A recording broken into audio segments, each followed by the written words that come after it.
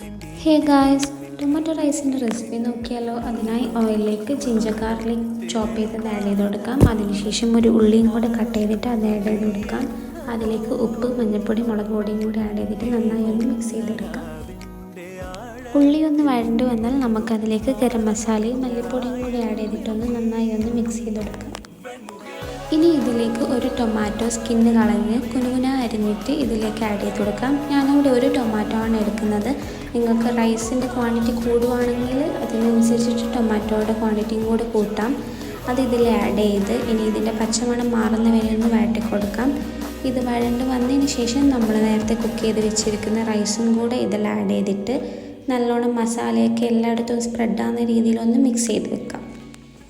നിങ്ങൾക്ക് വേണമെങ്കിൽ ഇതിൽ പെപ്പർ പൗഡറും കറി ലീവ്സും കൂടെ ആഡ് ചെയ്ത് കൊടുക്കാം. ഞാനത് ആഡ് ചെയ്യുന്നുണ്ട്. അതിനുശേഷം ഒരു സെർവിങ് ബൗളിലാക്കി നിങ്ങൾക്ക് പ്ലേറ്റ് ചെയ്യാം. ഇതിൻ്റെ കൂടെ യോഗട്ടും കൂടെ ആഡ് ചെയ്യാം.